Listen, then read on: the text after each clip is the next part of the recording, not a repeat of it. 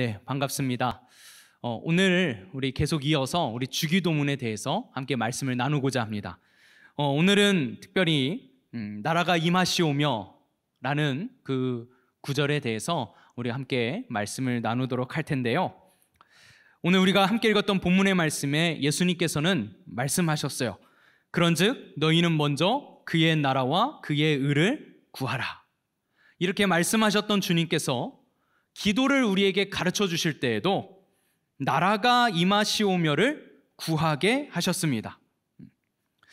여러분, 대체 이 기도가 무엇을 구하는 것이고 그 나라는 무엇인지 우리가 함께 알아보도록 하겠습니다. 빌라도가요 예수님께 그 나라에 대해서 물어봤습니다. 네가 유대인의 왕이냐? 라고 질문했어요. 그때 예수님께서는요, 요한복음 18장 36절에 보면 이렇게 대답하셨습니다.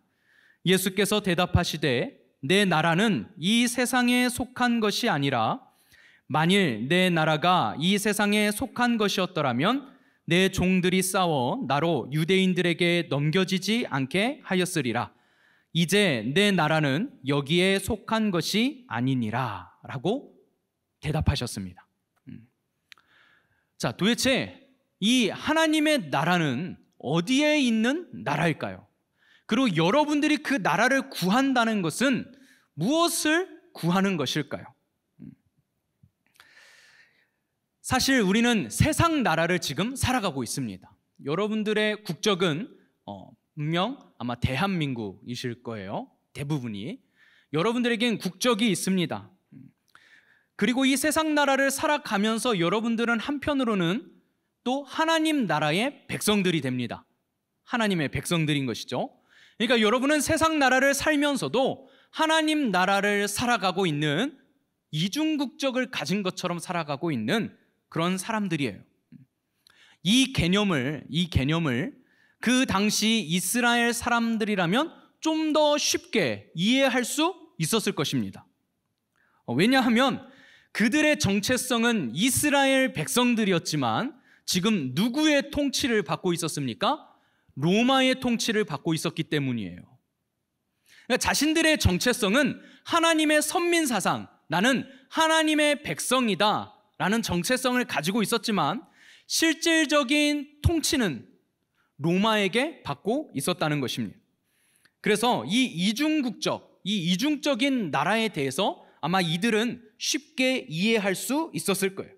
이스라엘 사람이지만 로마의 강제 통치하에 있는 지금 그 상태.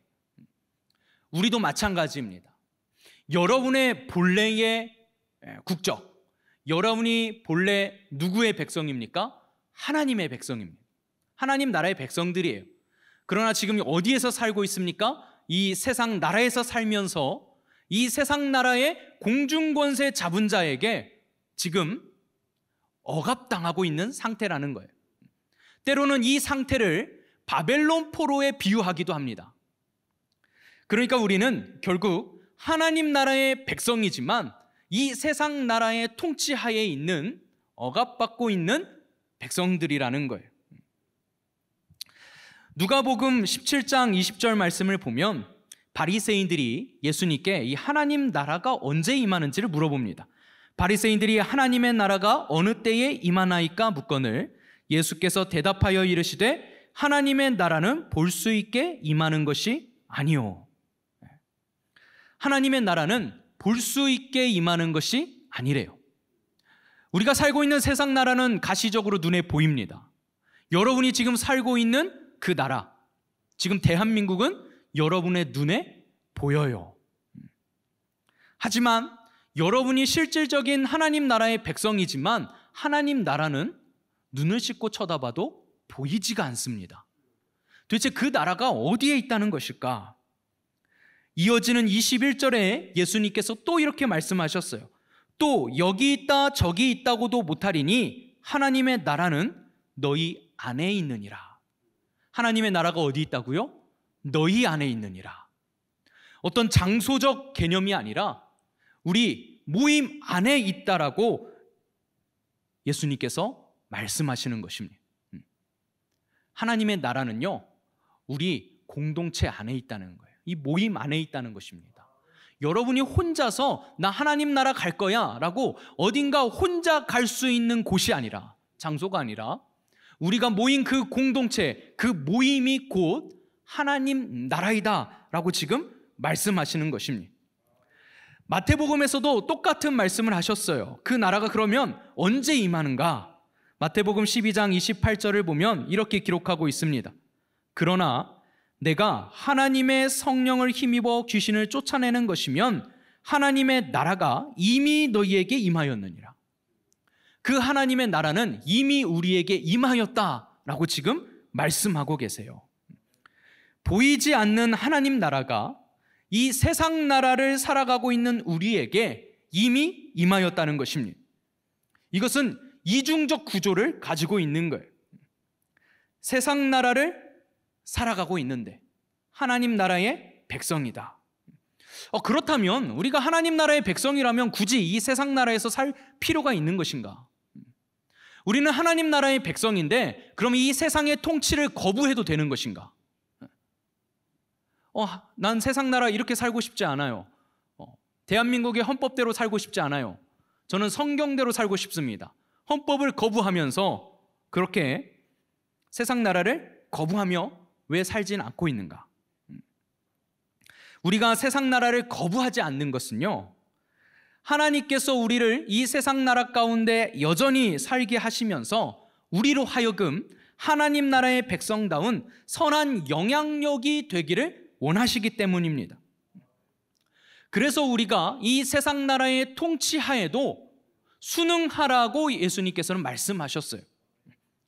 그러나 우리가 이 세상 나라의 통치에도 죄악에는 반발할 수 있어야 합니다. 반발할 수 있어야 합니다. 무조건 세상 나라의 통치에 무조건 순응하라는 게 아니에요. 하나님의 말씀을 거스르는 것은 반발하라고 말씀하고 있습니다. 어디에서요? 여러분, 모든 인간 중에, 예수님께서 모든 인간 중에 가장 뛰어난 인간이라고 칭찬하셨던 인물이 있습니다. 누군지 아십니까? 세례 요한입니다. 세례 요한. 세례 요한은요, 전에도 후에도 없었던 정말 위대한 인물이라고 예수님께서 칭찬하셨어요. 그런데 그 위대한 인물인 세례 요한이 무엇 때문에 순교한지 아십니까? 복음을 전하다가, 예수님을 전하다가 순교한 게 아니었어요. 왜 순교하게 됩니까? 왕의 성적 타락을 고발하다가 붙잡혀서 순교하게 됩니다. 예수님께서 그렇게 예수님의 오실 길을 예비했던, 예수님께서 그렇게 칭찬하셨던 세례 요한이 예수님을 전하다가 죽은 것이 아니라 로마의 황제의 문란함을 고발하다가 순교당하게 되었다는 것입니다. 이것은 세례 요한이 이 사회적 책임감을 가지고 있었다는 거예요. 그 세상 나라의 통치가 하나님 말씀에 어긋날 때 그것을 외칠 수 있었다는 것입니다. 틀렸다고, 잘못된 것이라고. 그래서 목숨을 잃었습니다. 하나님께서는 우리를 이 세상 나라에 살면서 하나님 나라의 제사장으로 삼기를 원하셨어요. 그래서 하나님께서는 우리를 이 세상 나라 가운데서 부르시고 우리를 하나님의 나라로 삼아주십니다. 그리고 우리를 이 세상 나라 가운데 하나님 나라의 제사장으로 세우세요. 그래서 요한계시록 5장 10절 말씀을 보면 이렇게 기록하고 있습니다. 그들로 우리 하나님 앞에서 나라와 제사장들을 삼으셨으니 그들이 땅에서 왕노릇 하리로다 하더라. 궁극적으로 주님께서 다시 오시는 그날 하나님의 백성들의 모습이 어떤 모습이냐? 바로 하나님 앞에서 나라와 제사장이 되어서 뭐 하는 거예요? 이 세상 나라, 이 땅을 통치하는 왕 노릇을 하게 될 것이다 라고 말씀하고 있는 것입니다. 바로 우리 그리스도인들의 역할이 이러한 역할입니다. 그런데 왜 그 나라를 구하라고 하시는 걸까요? 왜 하나님께서 그 나라를 만들어 가시고 이루시면 되는데 왜 우리에게 그 나라를 구하라고 하시는 것일까? 그것은 바로 그 나라를 우리에게 맡겨주셨기 때문입니다. 하나님의 나라를요, 우리에게 맡겨주셨기 때문이에요. 그래서 우리가 구하는 것은 우리에게 맡겨주신 그 하나님의 나라가 우리 가운데 이루어지기를 구하라는 말씀입니다. 그리고 내가 속한 이 공동체가 하나님의 나라가 되게 해주시기를 구하는 기도예요. 그것은 어떻게 하나님께서 직접적으로 개입하시는 통치이실 수도 있고, 우리 각 개인을 변화시켜서 하나님께서 우리를 통해서 하나님의 나라를 세워가시는 방식일 수도 있습니다. 어쨌든 하나님께서 어떠한 방식이든 나와 우리 공동체 가운데 하나님의 나라를 이루어 주십시오. 하나님의 직접적인 개입이든 나를 통한 역사든 하나님 이루어 주십시오. 그래서 나라를 구한다는 것은요, 나라를 구한다는 것은 갑자기 대한민국이 전복되고 갑자기 하나님의 나라가 세워지면서 헌법이 뒤집히고 성경이 법이 되는 그런 나라가 이 땅 가운데 이루어지는 것을 의미하는 것이 아니에요. 나라를 구한다는 것은요, 하나님의 통치와 다스림을 구하는 것입니다. 하나님의 통치와 다스림. 그 하나님의 통치와 다스림은 어떻게 이루어집니까? 하나님께서 직접적으로 개입하셔서 통치하시고 다스리시는 거예요. 무엇으로 통치하시고 다스리실까요? 하나님 나라의 법으로 통치하고 다스리십니다. 하나님 나라의 법이 무엇입니까? 바로 율법입니다. 하나님의 말씀입니다.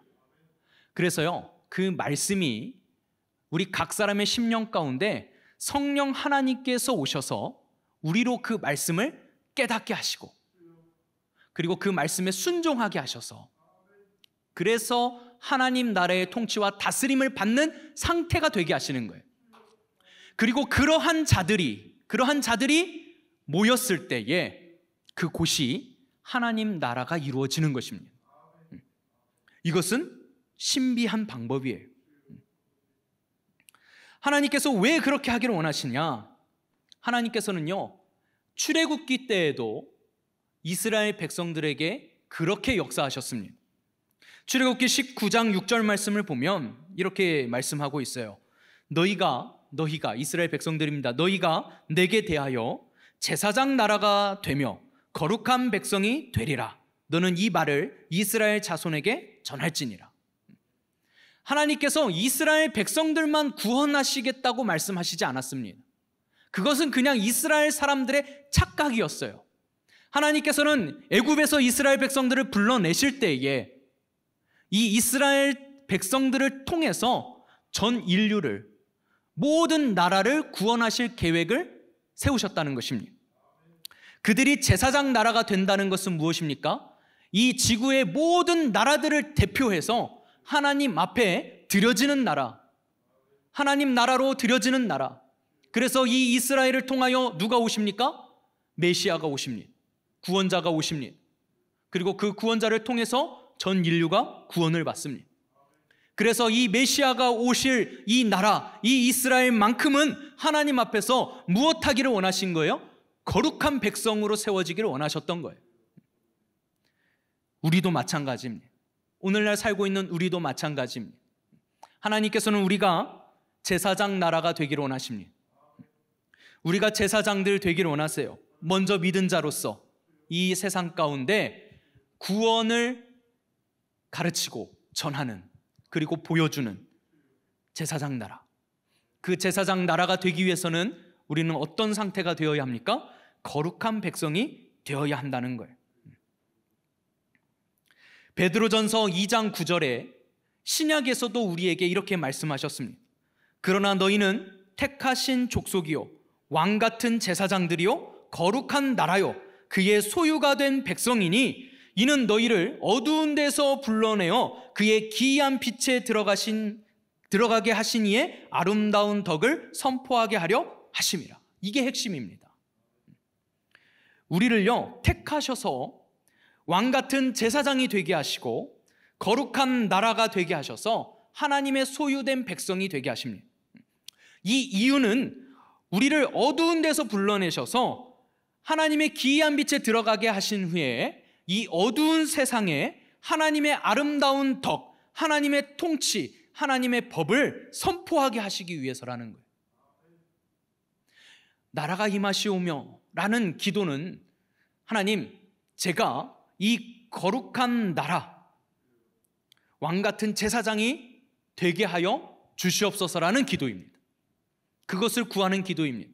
하나님, 내가 이 세상 나라에서 하나님의 자녀로, 백성으로 잘 나가야 되지 않겠습니까? 내가 잘 먹고 잘 살아야 되지 않겠습니까? 내가 성공해야 되지 않겠습니까? 그래야 봐라, 예수님 믿으면 이렇게 성공하고 잘 되고 잘 먹고 잘 사니까 당신들도 예수 믿고 성공하세요. 이런 방식이 아니라는 거예요. 하나님께서 원하시는 방식은 우리가 하나님 나라의 통치와 다스림을 받는 거룩한 백성이 되어서 그 하나님께 반역하는 저 세상 가운데서 우리의 모습을 통해서 무엇을 보여주라는 것입니까? 하나님의 통치를 보여주라는 것입니다. 그래서 요한계시록 5장 10절에서도 이렇게 말씀하고 있습니다. 그들로 우리 하나님 앞에서 나라와 제사장들을 삼으셨으니 그들이 땅에서 왕노릇 하리로다.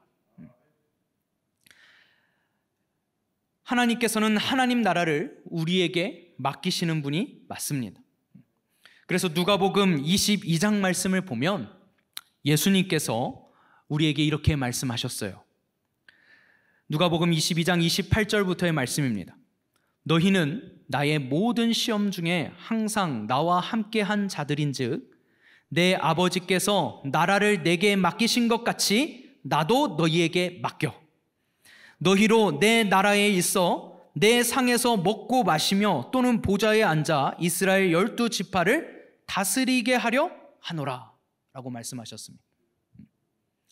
이것은 바로 최후의 만찬 중에서 제자들에게 하신 말씀이에요. 아버지가 나에게 아버지의 나라를 맡기신 것처럼 나도 너희에게 이 나라를 맡긴다. 그래서 너희가 지금 이 왕의 상에서 지금 같이 먹고 마시는 거예요. 그래서 너희도 다스리게 하려 하노라. 누가복음 말씀은요, 이 하나님 나라에 대한 이야기를 기가 막히게 잘 기록하고 있어요. 그래서 하나님 나라에 대해서 아주 정확한 표현들을 기록하고 있습니다. 자, 그런데 하나님 나라를 맡기시는 예수님께서 제자들에게 이어서 이런 말씀을 하세요. 누가복음 22장 방금 읽었던 말씀 이어지는 35절 말씀을 보면 이렇게 기록하고 있습니다.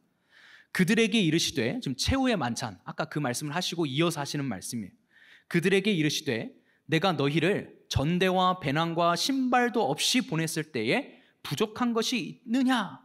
라고 물어봅니다. 너희에게 부족한 것이 있더냐? 예수님께서 제자들을요 전도하러 내보내실 때 전대, 지갑도 가져가지 말고 가방도 가져가지 말고 여벌 신발도 가져가지 말고 그냥 가서 빈손으로 전도해라. 얻어먹으면서 전도해라. 너희들이 필요한 것들을 다 공급받을 것이다. 그래서 내보내셨어요. 전도하고 돌아왔습니다. 그리고 예수님께서 이 최후의 만찬을 그때를 상기시키시면서 질문하는 거예요. 너희들이 그때 빈손으로 나가서 복음을 전할 때 부족한 게 있더냐? 라고 질문하셨어요. 그때 뭐라고 대답합니까? 없었나이다. 없었습니다. 그런데 예수님께서 다시 이어서 이렇게 말씀하세요. 이르시되 이제는 전대 있는 자는 가질 것이요 배낭도 그리하고 검 없는 자는 겉옷을 팔아서라도 그 검을 사서 가지라라고 지금 말씀하고 계십니다. 왜냐하면 이제는 예수님이 붙잡히셔서 죽으시고 부활하신 후에는 이제는 하나님 우편으로 승천하셔야 하기 때문입니다. 예수님께서 함께 계실 때는 너희들이 가서 복음을 전할 때, 전도할 때 예수님의 비상한 개입하심으로, 역사하심으로 부족함 없이 복음을 전할 수 있었지만 이제는 그때가 지났다는 거예요. 이제는 너희가 있는 대로 챙기고 배낭도 두둑히 챙기고 그리고 겉옷을 팔아서라도 칼을 준비해서 자기를 지켜라 라고 말씀하십니다. 왜냐하면 이제는 예수님께서 이 땅 가운데 계시지 않고 곧 어둠이 드리워지기 때문입니다. 예수님께서 이 땅에 계시지 않으실 때는 달라질 거라는 거예요. 요한복음 12장 34절부터 36절에서도 예수님께서는 그것에 대해서 이렇게 말씀하셨습니다. 이에 무리가 대답하되 우리는 율법에서 그리스도가 영원히 계신다 함을 들었거늘 너는 어찌하여 인자가 들려야 하리라 하느냐? 이 인자는 누구냐? 라고 질문합니다. 그때 예수님께서 이렇게 말씀하셨어요. 예수께서 이르시되 아직 잠시 동안 빛이 너희 중에 있으니 빛이 있을 동안에 다녀 어둠에 붙잡히지 않게 하라. 어둠에 다니는 자는 그 가는 곳을 알지 못하느니라. 너희에게 아직 빛이 있을 동안에 빛을 믿으라. 그리하면 빛의 아들이 되리라. 예수께서 이 말씀을 하시고 그들을 떠나가서 숨으시니라 라고 말씀합니다. 예수님께서 이 땅 가운데 계실 때 그 예수님을 발견하고 믿으라는 거예요. 이제 곧 예수님께서 가시면 다시 어둠이 드리워지기 때문입니다. 어둠이 드리워지면 가야 할 길을 찾지 못한다는 것입니다. 구원의 생명의 길을 찾지 못한다는 거예요. 그러니 빛이 있는 동안에 너희가 믿어라. 그 빛을 보고 믿어라 라고 말씀하십니다. 누가복음 22장, 방금 우리가 읽었던 누가복음 말씀에 이어서 여기에서도 이렇게 말씀하셨어요. 내가 날마다 너희와 함께 성전에 있을 때에 내게 손을 대지 아니하였도다. 그러나 이제는 너희 때요 어둠의 권세로다 하시더라.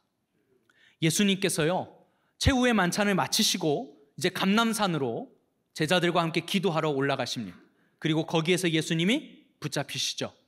이 붙잡히실 때에 예수님을 잡으러 온 로마 병사들을 향해서 하신 말씀이 이것입니다. 너희가 성전에 있을 때는 나를 잡지 못하더니 이제는 너희 때가 됐다. 어둠의 권세가 나를 붙잡고 나를 죽일 때가 되었다 라고 말씀하시는 것입니다. 이제 어둠이 드리워지는 것입니다. 그래서 예수님께서도 예수님이 승천하신 그 이후를 베드로에게 맡기셨습니다. 이 베드로에게 맡기시는 이 장면은 우리에게 하시는 말씀이시기도 해요. 내가 이제 승천하니 이 땅 가운데 다시 어둠의 권세, 공중 권세 잡은 자의 권세, 다시 어둠이 드리워질 텐데 이제 너희가 이 나라를 이 세상 나라 가운데서 사수하고 수호하고 지켜야 한다. 그래서 아까 우리가 봤던 말씀에 이어서 누가복음 22장 31절부터 32절까지 말씀을 보면 예수님께서 이렇게 말씀하셨어요. 시몬아 시몬아 보라 사탄이 너희를 밀가부르듯 하려고 요구하였으나. 사탄이 이 제자들을 흔들려고 요구했다는 거예요. 흔들려고 요구했다는 것입니다. 사탄은요 우리를 함부로 움직일 수 없습니다. 우리가 이 사탄에 대해서, 귀신에 대해서 이 오해하는 게 있는데 사탄이 우리 생각에 막 들어와서 우리를 조종하고 우리의 마음을 막 조종하고 우리를 넘어뜨리고 뭐 이러지 않아요. 욥기에서도 보셨겠지만 사탄이 자기 자의로 그런 일들을 벌일 수 없습니다. 특별히 믿는 자들에게는 사탄이나 귀신이 자기들 마음대로 할 수 없어요. 그래서 욥에게도 시험할 때 하나님께 허락을 구했고 또 이 베드로에게도 사탄이 요구했대요. 밀가부르듯 하려고 요구했답니다. 어떻게 하는 거예요? 베드로를 넘어뜨리려고. 쉽게 넘어질 겁니다. 저거 넘어질 겁니다. 지금은 막 예수님 잘 따르는 수제자 같지만 결국에는 쟤도 유혹하고 흔들면 넘어질 겁니다. 배신할 겁니다. 이런 식으로 사탄이 요구했다는 거예요. 그러자 예수님께서 이어서 32절에 이렇게 말씀하셨어요. 그러나 내가 너를 위하여 네 믿음이 떨어지지 않기를 기도하였노니 너는 돌이킨 후에 내 형제를 굳게 하라. 이 기도는 이루어집니다. 진짜 베드로가 넘어지죠. 예수님을 3번이나 부인합니다. 넘어져요. 그러나 예수님께서는 이 베드로를 위해서 계속 기도하셨다라고 말씀하고 있습니다. 그리고 너는 돌이킨 후에 뭐 하라고요? 내 형제를 굳게 하라. 베드로가 회개하고 돌이켜서 어떻게 합니까? 이제 교회의 수장이 됩니다. 그리고 복음 전하는 예수님의 증인으로서 순교하게 됩니다. 복음 전하는 자가 됐다는 것이죠. 예수님께서는 우리에게도 마찬가지입니다. 우리가 이 베드로처럼 하나님 앞에서 하나님 나라를 위한 복음을 전하고 뿐만 아니라 형제들, 그러니까 믿게 되어지는 모든 형제들을 굳게 세우는 일을 감당하기를 원하세요. 그리고 예수님께서 또 제자들에게도 말씀하십니다. 붙잡히시기 전에 기도하시러 감난산에 올라가셔서 제자들에게 이렇게 부탁하셨어요. 누가복음 22장 40절 말씀을 보니까 이렇게 기록하고 있습니다. 그곳에 이르러 그들에게 이르시되 유혹에 빠지지 않게 기도하라 하시고, 예수님께서 붙잡히시기 직전에 제자들을 끌고 감난산에 올라가셔서 제자들에게도 기도하라고 말씀하세요. 왜 기도하라고 하십니까? 유혹에 빠지지 않게 기도하라고 말씀하세요. 왜 유혹에 빠지지 말라고 기도하셨을까요? 이들이 하나님 나라의 백성으로서 끝까지 버티면서 살아가야 되는데 누구에게 유혹을 받게 됩니까? 세상 나라의 유혹을 받게 되는 거예요. 세상 나라의 권세 앞에 무너지게 되는 것입니다. 그래서 기도해야 되는 거예요. 여러분, 그의 나라와 그의 의를 구하는 것은 바로 이것을 기도하라는 것입니다. 나는 손 하나 까딱하지 않을 테니까, 하나님 능력 있으시잖아요. 하나님이 능력 있으시니까 하나님 나라가 빨리 그냥 쿵 하고 임해서 이 세상 나라는 그냥 싹 사라져버리고 하나님 나라가 그냥 이루어지게 해주세요. 빨리 하나님 나라가 좀 이루어지게 해주세요. 뭐 이런 기도가 아닙니다.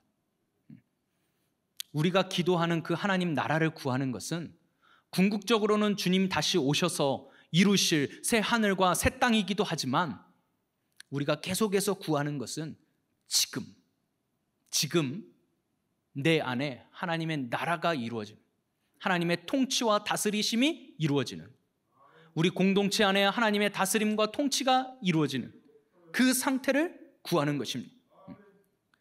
하나님께서는 우리를 부르시고 우리를 나라가 되게 하셨습니다. 그리고 기도하라고 말씀하세요. 우리가 기도하면 단순히 그 나라를 구하면서 넋놓고 앉아있으면 알아서 이루어 주시겠다라는 말씀이 아닙니다. 우리는요, 항상 하나님의 말씀을 들을 때 하나님이 알아서 이루어 주신다, 하나님이 모든 걸 다 해주신다, 하나님께 다 맡기면 된다. 우리는 신앙생활을 감성적으로 하시면 안 됩니다. 말씀을 듣고 말씀을 대하실 때 이 말씀을 감성적으로 들으시면 안 돼요. 감성적으로 나에게 와닿는 말씀, 그리고 모든 것을 그냥 감성적으로만 생각해요. 뭔가 막 나를 사랑하신대, 내가 막 이렇게 막 살아도 하나님은 여전히 나를 사랑하신대, 뭐 이렇게 막 되게 감성적인 걸 너무 좋아해요. 사랑, 위로, 뭐 이런 거. 그런데 뭐 하나님의 말씀대로 살아야 된다, 그렇게 살면 안 된다, 포기해야 된다, 내려놔야 된다, 깎여야 된다, 너 고침받아야 된다, 너 지금 잘못 살고 있다, 막 이러면 너무 찌르는 것 같아서 너무 아프고. 그저께 저희 아내하고 저하고 밤에 그런 대화를 했어요. 우리 아내가 이제 애들 키우는 게 너무 힘든 거예요. 어려운 거예요. 어려워요. 정말 힘듭니다. 오늘 새벽에 우리 이장규 목사님도 아들 목회하는 게 제일 어려웠다고.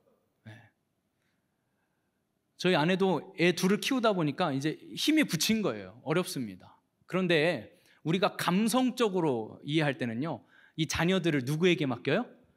하나님께 맡긴다. 요게벳의 노래 있잖아요. 네. 노래를 잘 못 불러가지고 박기범 목사님은 노래도 잘하시던데 저는 못하겠어요. 부끄러워서. 요게벳의 노래 아시죠? 저도 되게 좋아해요. 되게 좋아해요. 굉장히 서정적이고 그런 감성적인 음악과 가사 굉장히 좋아해요. 이 유튜브에 올라가서 조금 조심스럽긴 한데 그 가사가 다 엉터리인 거 아십니까? 그 바구니가요. 그 둥실 뭐 그 가사에 그런 거 있잖아. 둥실둥실 떠내려간다. 뭐 하나님께 너를 맡기다. 안 부를게요. 아버지께 너 뭐 맡긴다. 뭐 이런. 굉장히 그 감성적이지 않습니까? 막 눈물이 나요. 그 듣고 있으면 저도 그거 잘 들어요. 그 틀린 가사라는 걸 알면서도 들어요. 그런데 사실 그 모세를 담은 바구니가요 강물에 떠다니지 않았어요. 출애굽기를 읽어보세요. 거기 뭐라고 써 있나? 갈대 사이에 두었고, 갈대 사이에 둔 거예요. 떠내려간 게 아닙니다. 여러분 나일강에서 이거 떠내려가면은요 악어들이 막 악어가 드글드글해요. 거기 뭐 떠내려가기는 뭐 악어 밥으로 뭐 자기 새끼를 내주는 사람이 어디 있습니까? 이게요 굉장히 전략적이었어요. 어떻게 전략적이냐면 그 바로의 딸, 그 공주가 목욕하러 나오는 곳이 어딘 줄 알고 그 근방에다가 그 갈대숲 사이에다가 이 아이를 둔 거예요. 아이는 계속 울 거 아니에요. 무슨 경복이 울리듯이. 그러면 뭐 애기 울음소리가 난다 해서 가서 찾아봐라 막 이러면 또 가서 그 시녀들이 막 찾아볼 거 아니에요. 어머 여기 아이가 있습니다 막 이러면서. 그러면 그 아이 데려고 온 거예요. 뭐 둥실둥실 뭐 두둥 뭐 하나님께 너를 맡긴다고 떠내려 보낸 게 아니라 공주가 딱 데려가는 순간 모세의 누나가 막 뛰어가가지고 딱 걸렸어. 그래가지고 제가 잘 아는 유모가 있습니다. 이러면서 자기 엄마 데려와가지고 친엄마가 키운 거예요. 굉장히 그 전략적이었어요. 하나님께 맡겼다라고 하는데 굉장히 전략적이었어요. 요게벳의 노래가 다 산통 깨지죠. 그래도 들으세요. 저도 가끔 들어요. 틀어놓고 막 눈물이 나. 알면서도 눈물이 나. 근데 신앙생활은 그렇게 감성적으로 하시면 안 돼요. 하나님께 맡기긴 뭘 맡겨요. 하나님이 우리에게 맡겨주신 게 자녀예요. 우리가 하나님의 말씀대로 하나님의 자녀로 키우라고 하나님이 우리에게 맡겨주셨는데 도로 맡겨요? 그래도 제가 우리 아내한테 얘기했어요. 한 번도 저는 잔소리 집에 가서 뭐 애를 어떻게 키우냐 뭐냐 이런 말 한마디도 안 해요. 왜? 지도 안 하니까. 그런데 그날은 저희 아내가 막 좀 약간 이렇게 상담처럼 들렸어요. 제 귀에는. 어떻게 자녀를 키워야 될지 모르겠다. 하나님께 맡긴다고 이렇게 맡기는데 그래서 제가 이렇게 얘기했어요. 여보, 그 하나님께 맡긴다는 게 그 방임과 방치, 방목은 아니야. 방치는 아니야. 우리가 최대한 하나님의 말씀대로 무엇이 옳고 그른지를 가르치는 거야. 체벌도 하고. 성경에서는 그 매로 때리라고 돼 있어요. 여러분 순종하세요. 막 이래. 때려도 안 죽는다고 그 성경에 써 있어요. 성경에 진리의 말씀인 성경에. 막 때리라는 게 아니라 체벌을 해야 될 건 체벌을 하고 교육을 해야 된다. 하나님께 맡긴다는 것이 방치와 방임을 의미하지는 않는다 얘기했어요. 여러분의 인생도 마찬가지입니다. 내가 기도만 하면 하나님이 내 인생 책임져 주시겠지. 내 인생 인도해 주시겠지. 그러면서 하나님의 뜻인지 아닌지는 중요하지 않아. 우선 내 뜻과 계획이 내가 뭐가 되는 거야. 내 전공이 뭐니까 난 이거 해야 돼. 그러니까 하나님이 이거 합격하게 해주시고 막 이거 이루어주시고 이거 해달라고 그것만 기도하는 거예요. 구하면 다 된다고 했으니까. 그러니까 거기다가 조금 더 보태. 그의 나라와 의를 구하라 그랬으니까 하나님 이거 되게 해주시면 내가 그 나라를 위해서 살게요. 하나님이 원하시는 그 나라를 위해서 사는 것은 그게 아니에요. 우리가 무슨 직업을 갖는가는 중요하지 않아요. 어떻게 사느냐가 중요한 것이지. 그래서 예수님께서는 계속해서 말씀하시는 거예요. 세상의 유혹을 받지 않도록 깨어서 기도해라. 내가 이렇게 세상에서 여러분들이 유혹받는 것들이 얼마나 많습니까? 내 동료와 비교가 돼요. 내 친구와 비교가 돼요.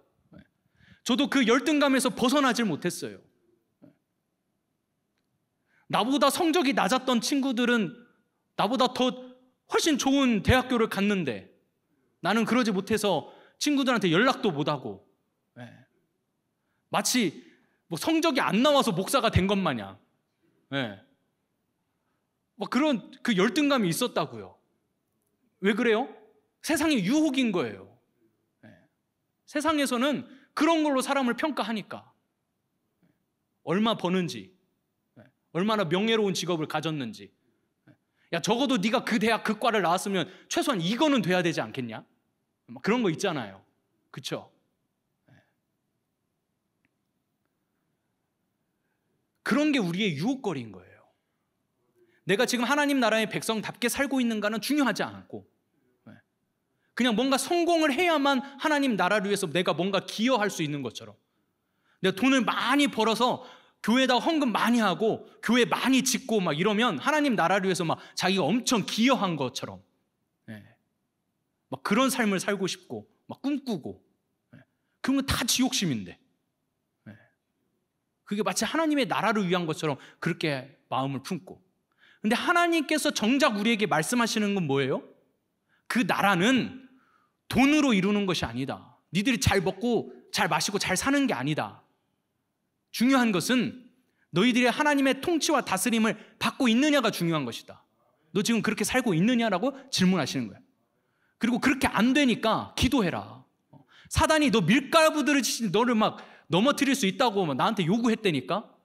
근데 내가 차마 그렇게 못하고 내가 너를 위해서 기도했어. 그러니까 너 그렇게 빨리 너도 깨어서 기도해. 제자들에게도 유혹받지 않게 기도하라고 막 얘기하신 거예요.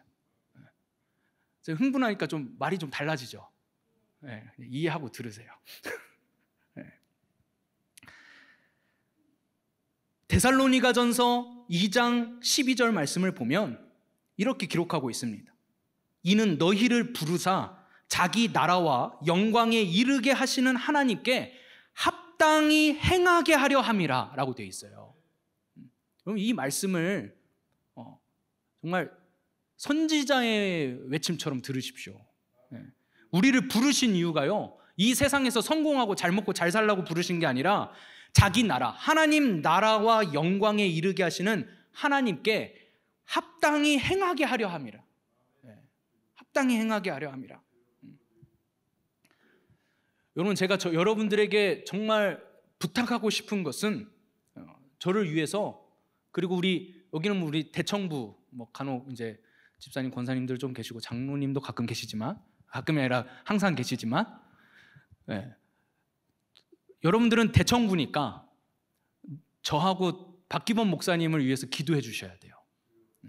뭘 위해서 기도해 주셔야 되냐면, 저는 이 말씀 되게 좋아해요. 사도행전 28장 31절 말씀인데, 이게 사도행전 마지막 구절이에요. 이는 너희를 부르사 자기 나라와 영광에 이르게 죄송해요.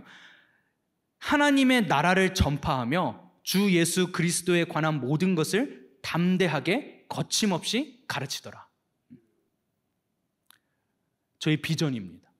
그리고 제가 받은 사명이라고 생각합니다. 담대하게 거침없이 가르쳐야 되는데, 눈치 보지 않고 거스르지 않고 가르쳐야 되는데, 무엇을요? 하나님의 나라를 전파하는 것을요. 사도 바울도 그리고 다른 사도들도요, 다 복음을 전했다, 뭘 가르쳤다, 성경을 다 뒤져서 찾아보세요.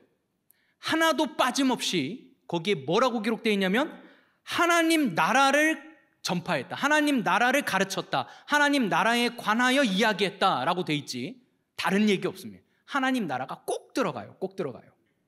심지어 부활하신 예수님께서도 사도행전 1장 3절 말씀을 보시면, 승천하시기 전 그 중요한 40일 동안, 부활하셔서 승천하시기 전 그 얼마나 중요해요. 이제 마지막 핵심을 이제 이 버러지 같은 이 배신한, 이 배반한 이 제자들에게 정말 못 믿었지만 마지막 이제 40일을 막 집중해서 가르쳐야 되는데 뭘 가르치셨냐면 1장 3절에 이렇게 기록되어 있어요. 하나님 나라를 가르치셨다고 되어 있습니다.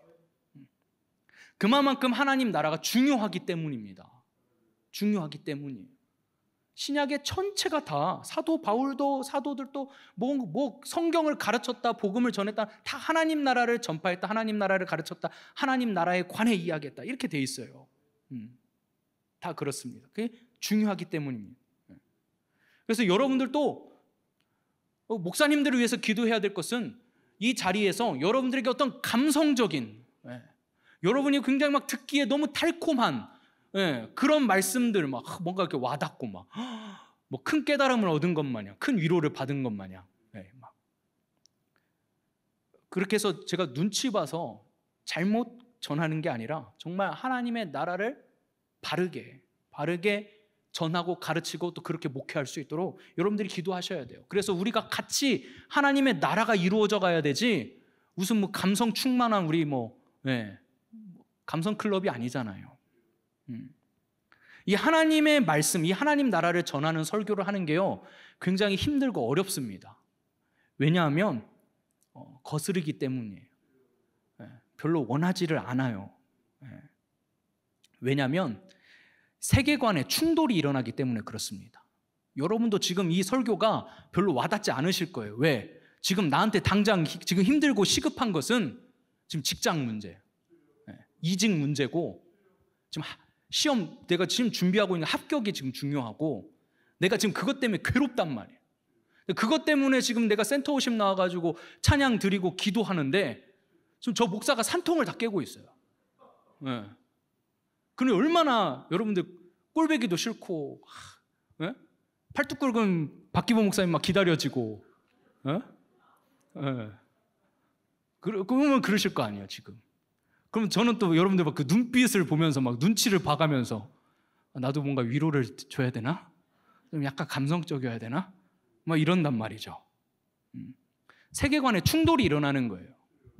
하나님 나라와 여전히 세상 나라에서 사람답게 좀 살아보려고 좀 먹고 살만하게 살아보려고 하는 그 마음의, 양가적 마음의 충돌. 근데 뭐가 더 지금 시급해요? 하나님 나라는 애매모호하고 보이지도 않으니까 이거 별로 안 와닿고, 지금 당장 내 눈앞에 있는 이 세상 나라에서 내가 먹고 살 일이 중요하다는 말이에요.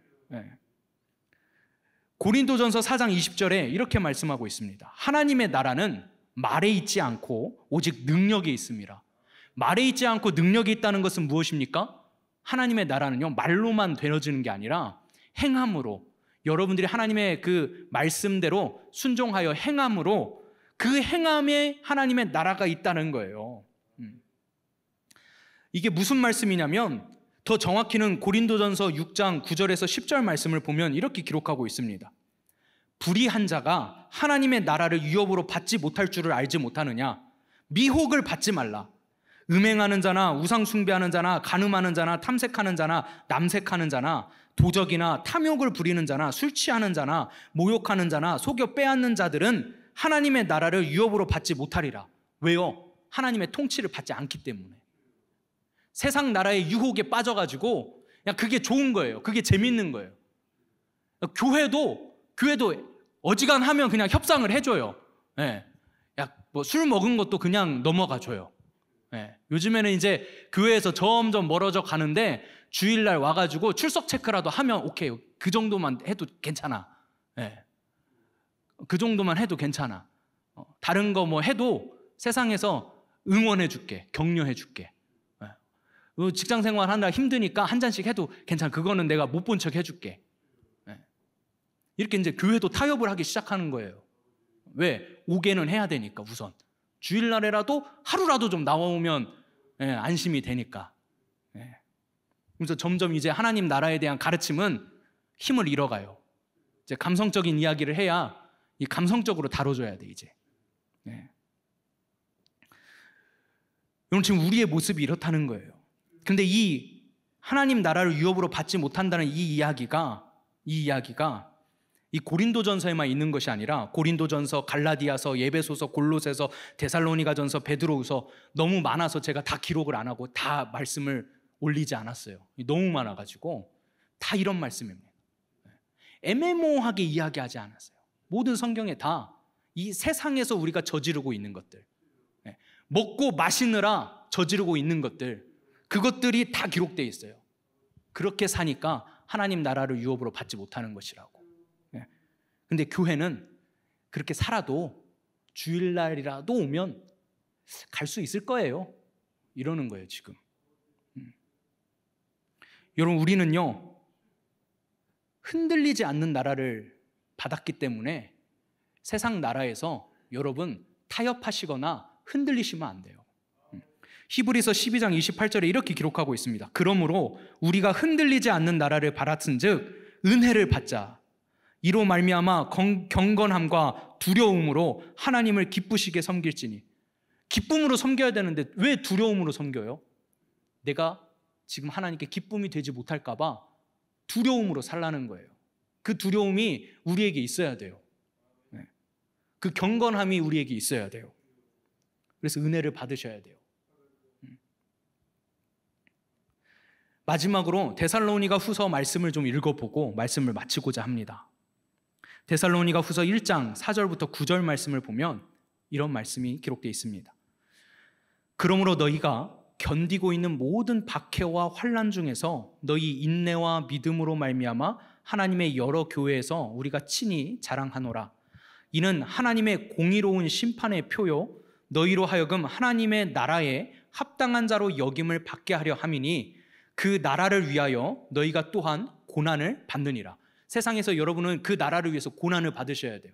그러니까 세상에서 못 먹고 못 받고 뭔가 이렇게 소외되면서 고난을 받으셔야 돼요. 너희로 환난을 받게 하는 자들에게 환난으로 갚으시고, 하나님이 너희가 세상 나라에서 하나님 나라로 살아보려고 했더니 직장에서 왕따 당하고 소외되고 잘리고 막 궁핍하고 어렵게 사는 거 하나님이 다 아시고 나중에 너희들을 그렇게 힘들게 했던 거 하나님이 다 나중에 똑같이 갚아주시겠다는 거예요. 환난을 받는 너희에게는 우리와 함께 안식으로 갚으시는 것이 하나님의 공이시니 주 예수께서 자기의 능력의 천사들과 함께 하늘로부터 불꽃 가운데에 나타나실 때에 하나님을 모르는 자들과 우리 주 예수의 복음에 복종하지 않는 자들에게 형벌을 내리시리니 이런 자들은 주의 얼굴과 그의 힘의 영광을 떠나 영원한 멸망의 형벌을 받으리로다 라고 기록되어 있습니다. 여러분, 근데 이 사람들에게 지실 겁니까? 이 사람들과 타협하실 겁니까? 이 사람들 따라가실 겁니까? 여러분, 우리가 오늘 구해야 될 것,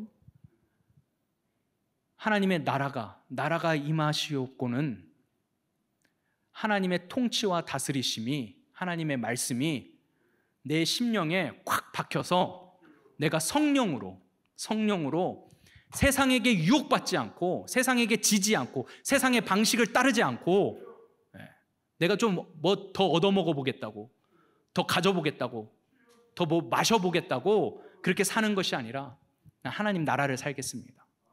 하나님의 말씀대로 내가 순종해서 내가 그 거룩함으로 살겠습니다. 그래서 세상 가운데 제사장의 역할을, 거룩한 백성으로 하나님께서 나를 부르신 하나님 나라로 내가 살겠습니다. 내가 연약하니까, 내가 흔들릴 때, 내가 그 나라를 이루어야 되는데 막 흔들리잖아요.